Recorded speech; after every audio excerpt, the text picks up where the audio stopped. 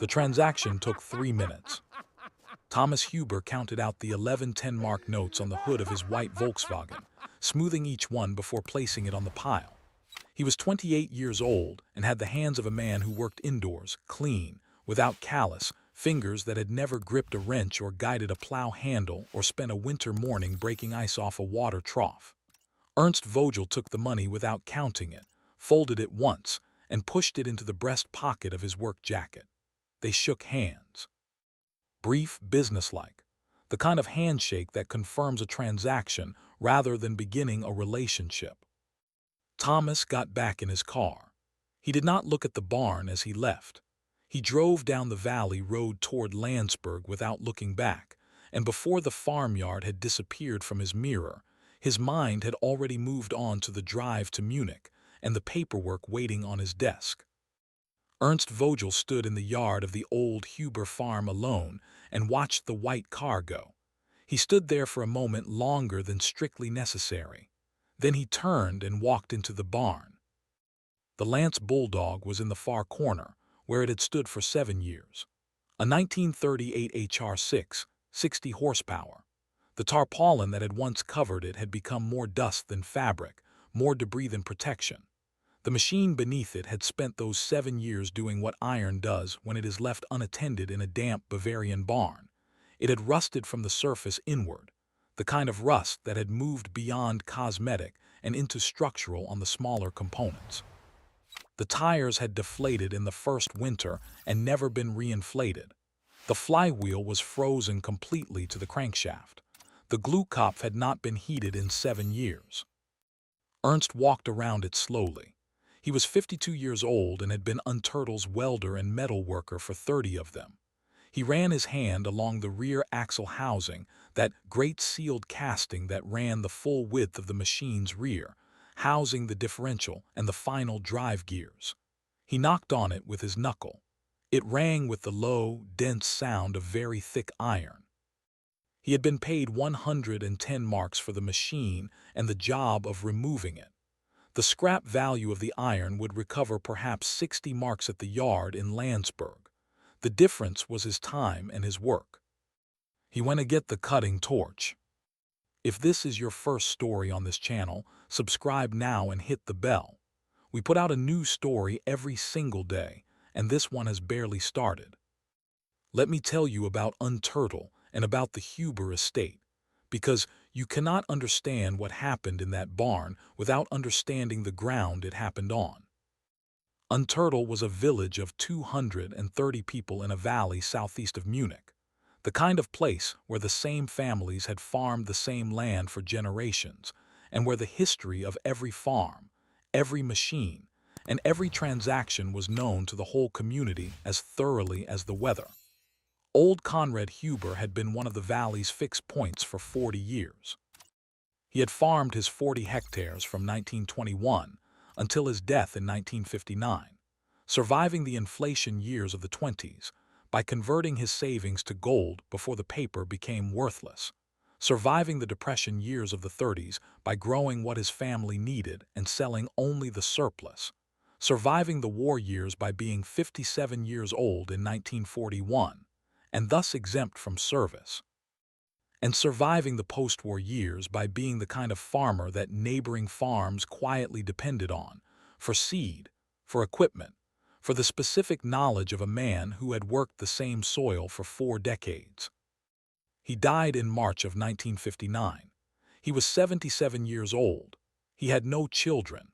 His wife had preceded him by 12 years. His nearest living relative was his nephew Thomas, the son of Conrad's younger brother Wilhelm, who had left the valley for Munich in 1929 and never returned.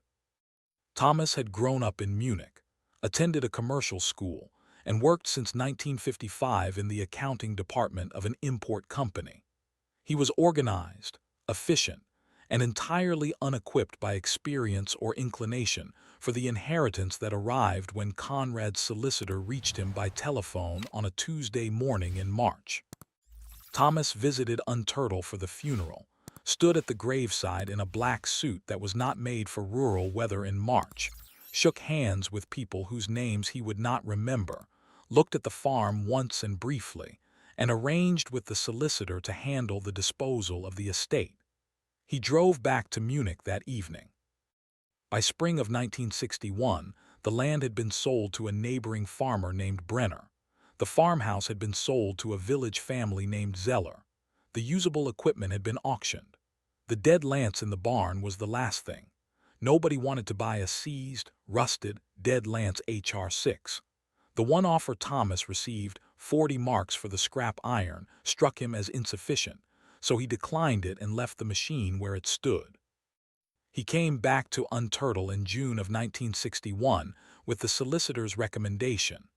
Ernst Vogel, the valley's metal worker, who handled removals. He paid 110 marks. He drove away without looking at the barn. In the farmyard before he left, he had said something to Ernst. He had said, "My uncle was apparently sentimental about it. I am not." He said it with the slight smile of a young man who considers sentiment a weakness he is fortunate not to share. Ernst had said nothing. He had accepted the commission. He had watched the white car drive away. Now let me tell you something about Ernst Vogel, because Ernst Vogel is the other half of this story. He had come to Unturtle from a village in the Allgäu in 1931, 19 years old and trained as a metal worker and welder by his father. He had come because there was work. A farming valley always needed someone who could weld broken equipment, sharpen blades, fabricate the small iron components that kept machinery running when replacement parts were unavailable. He had planned to stay a few years and had stayed 30. He had married a woman from the valley, raised 3 children, become one of those people who hold a small community together through practical competence and complete reliability. He was not a sentimental man. He did not attach stories to machines. He fixed them when they could be fixed and dismantled them when they could not. He had cut apart perhaps 50 tractors in his career. He approached each job the same way, systematically, efficiently, with the professional care of a craftsman who takes pride in doing his work cleanly even when the work is destruction.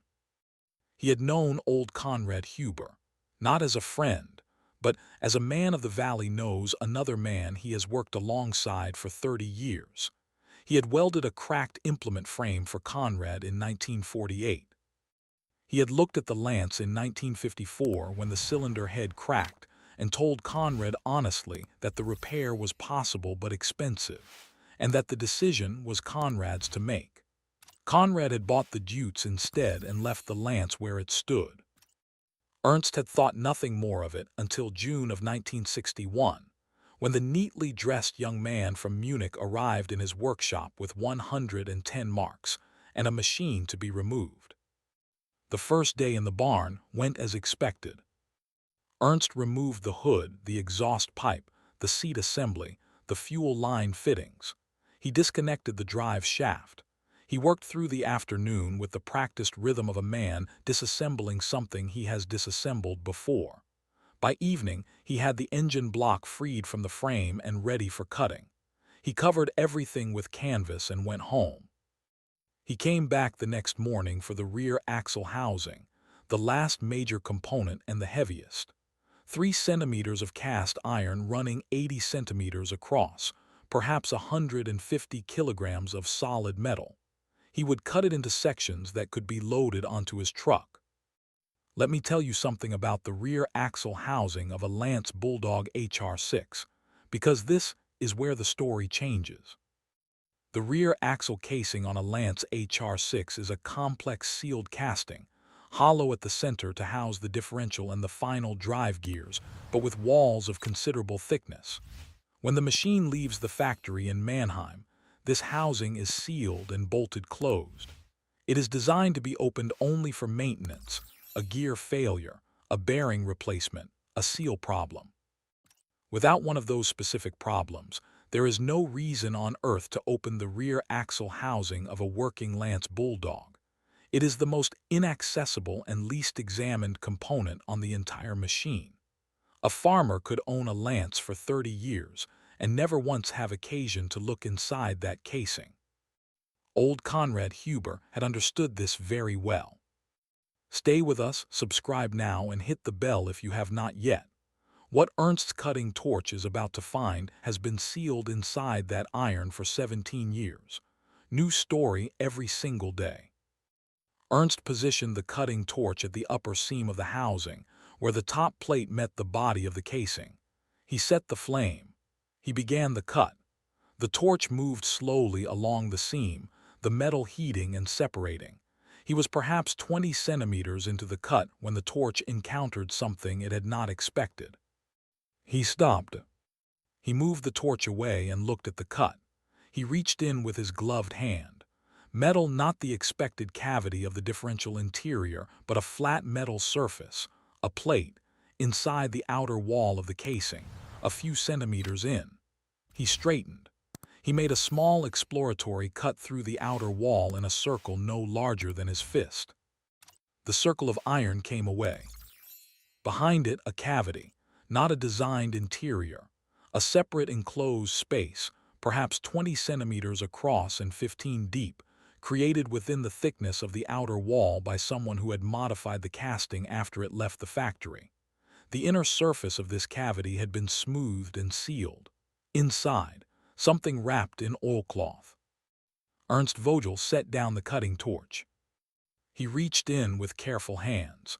The oilcloth package had weight more than cloth alone, the weight of something dense and numerous inside. He worked it through the opening slowly, without tearing the wrapping. It came out in one piece. He set it on the barn floor.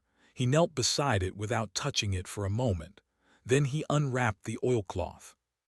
Inside was a tin box, rectangular, perhaps 20 centimeters by 12 by 8. The lid had been soldered closed, not quickly, but deliberately and thoroughly, the solder run evenly around the entire joint, the work of a man who intended the seal to last a long time. No marking on the outside, no label. Ernst took a flat-bladed tool and worked the solder joint with careful, even pressure, not forcing it, working gradually around the joint. The lid came free. He looked inside for a long time without moving. In the tin box, nestled in a folded square of cloth that had once been white linen and was now the yellow of old age, lay coins, perhaps 30, perhaps more. He picked one up. Gold, he could tell from the weight before he could tell from the color. Dense in the way that only gold is dense, disproportionate to its size. He turned it over. The Kaiser's profile on one face. The number 20 on the edge. A gold 20-mark piece. Wilhelminian era. Pre-1918. He began counting them out onto the clean cloth from his jacket pocket, one by one. 10, 20, 30. He stopped at 38. 38 coins on the cloth beside the open tin. He reached back into the box. Beneath where the coins had rested, a folded envelope. Old paper, yellowed and slightly brittle, sealed with wax darkened to a deep red-brown. On the front, in the small, careful handwriting of a man who had learned to write in another century, "For whoever finds this." Ernst looked at those 4 words for a long time. Then he opened the envelope. The letter inside was 2 pages in the same careful hand as the address. Dated the 14th of October, 1944. Signed at the bottom, Conrad Huber, Unturtle. He read it once. Then he read it again. The letter said that Conrad had placed these coins inside the rear axle housing of the Lanz Bulldog in October of 1944, with the help of the village blacksmith of that time, a man named Steger who had since died. He had chosen the axle housing because it was the last place anyone would look. He had sealed the cavity with a welded iron plate and covered the modification with paint and grease until it was invisible. He had always intended to retrieve the coins after the war. He had not. The letter said the coins were the accumulated savings of his working life and of his father's before him, converted to gold before the inflation of the 20s had destroyed the paper savings of everyone he knew. He had not trusted banks. He had trusted, finally, the rear axle housing of his Lanz Bulldog, which he wrote was the most reliable thing he owned. And then the letter said, "These coins are for the farm, not for whoever finds them, for the farm. The land should not be sold. If whoever reads this can use this money to keep the farm going, I ask that they do so. It was signed, Conrad Huber, Unturtle, October 1944. Ernst read the last paragraph a third time. He folded the letter back into the envelope. He put it on top of the coins in the tin. He put the lid back on. He stood, picked up the box, and walked out of the barn. If you have not subscribed yet, do it now and turn on the bell, because what Ernst Vogel does next is everything. New story every single day. He found Thomas Huber at the solicitor's office in Landsberg that afternoon, where Thomas had arranged to sign the final paperwork for the farmhouse sale. Ernst walked into the waiting room with the tin box under his arm and sat down to wait. Thomas came out of the inner office with his briefcase in hand, the expression of a man who has finished a complicated errand. He stopped when he saw Ernst. "Vogel," he said, "is there a problem?" "Sit down," Ernst said. Something in Ernst's voice, not alarm, not drama, but a specific weight, made Thomas sit without asking why. Ernst set the tin box on the low table between them and opened the lid. Thomas looked at the coins, the envelope. Ernst, he did not speak. "Inside the rear axle housing of the Lanz," Ernst said, "sealed into the iron. Your uncle put them there in October 1944. Thomas reached out and picked up one coin, turned it in his fingers, set it back. "How many?" he said. 38. Thomas said nothing. His face went through several things while Ernst was speaking: surprise, then the stillness of calculation, then something that was not quite any named emotion, but was the closest a composed young man can come to the expression of a person who has just grasped the scale of something they cannot undo.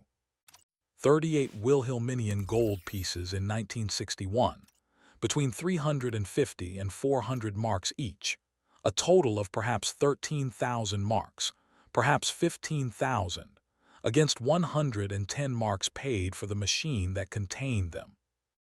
"The letter," Thomas said finally, "what does it say?" "That the coins were for the farm," Ernst said, "not for whoever found them, for the farm." He paused.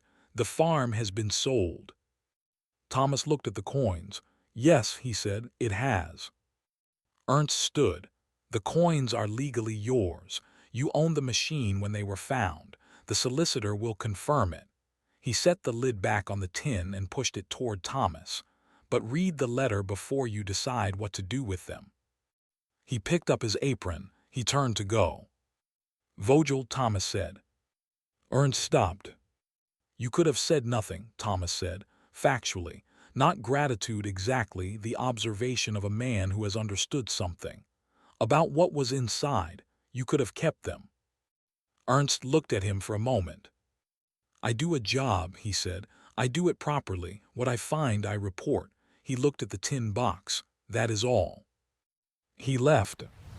The story spread through Unturtle in the way all stories spread in small places, completely, immediately, without the softening that distance provides. Within 2 days, everyone in the valley knew. Thomas Huber had paid 110 marks to have his uncle's Lanz hauled away, and inside the rear axle housing, sealed in iron since October 1944, there had been 38 gold pieces and a letter from old Conrad Huber asking that the money be used to keep the farm going. The farm had already been sold. The land had already passed to Brenner. There was nothing left to keep going. The silence this produced in the valley was not the silence of judgment. Nobody said openly that Thomas had done anything wrong. He had sold what was legally his. The coins were legally his to keep. Every transaction had been fair by every measure the law recognized. But the law did not recognize Conrad's letter, which was not a legal document and had no legal weight, and was simply an old man's request, written in a barn in October of 1944, to whoever would eventually cut open his rear axle housing and read what was inside. The silence was the silence of a community watching, very clearly, the distance between what a machine had preserved and what the heir had valued. Thomas Huber drove back to Munich that evening.